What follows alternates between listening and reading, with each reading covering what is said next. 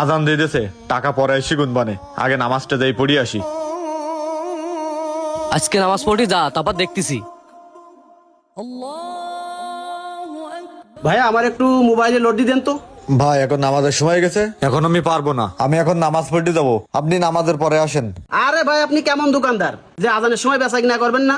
ভাই আমি আজানের পরে আর কোনো বেচা কেনা করি না, আপনি নামাজের পরে আসেন, আর না হলে অন্য দোকান নেন, আমার এখন কিছু দিতে গেলে আমার নামাজের দেরি হয়ে যাবে। দোকানদারি করতে বসছেন না নাটক করতে বসছেন? হ্যাঁ আগে আমার জামাতের সাথে নামাজ ধরা দরকার, বেচা কেনা আমি পরেও করতে পারবো। ওই তো নামাজ পড়ি চলে যাচ্ছে, এবার দোকান পুরো ফাঁকা। নামাজের সময় এখন আশপাশে কেউ নেই, তাড়াতাড়ি গিয়ে কাজটা ক্লিয়ার করে দিই। এই তো আশপাশে কেউ নেই, সবাই তো নামাজ পড়ে গেছে দোকান খোলা রেখে, এই ফাঁকেই কাজটা ক্লিয়ার করি।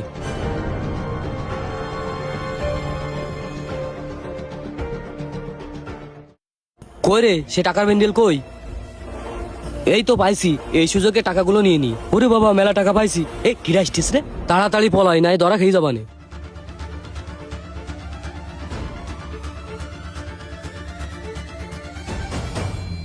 এই কি ব্যাপার, দোকানদার ভাই কোথায় গেল?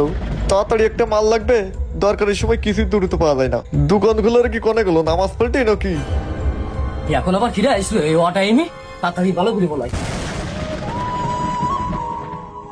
এ সাইদ ভাই কই ভাই? ভাই তো মনে হয় নামাজ পড়তে গেছে। ও আমার তো কিছু মালামাল লাগবে তাই নিতে আসিলাম। আচ্ছা ঠিক আছে ভাই, যেহেতু নামাজ পড়তে গেছে তা আসুক তা নিবানে। ওরে আবার কিরা আসলো, এই যে মহাবিবাদে পড়লাম, আবার দোকানওয়ালা চলে আসলে আমার তো রক্ষা হবে না। আসসালামু আলাইকুম ভাইজানেরা। ওয়ালাইকুম আসসালাম ভাই। ভাই মালামাল কেনার জন্য আপনার জন্য অপেক্ষা করতেছি, আপনাকে তো এসে দোকানে পাচ্ছি না। কি লাগবে ভাই আপনাদের?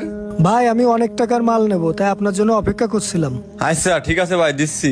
ভাই আপনাদের একটু কষ্ট দিলাম, আমি নামাজ পড়তে গেছিলাম, আপনারা কিছু মনে করেন না ভাই। না ভাই কোনো সমস্যা নেই। ভাই আমাকে কিছু মালপত্র লাগতো।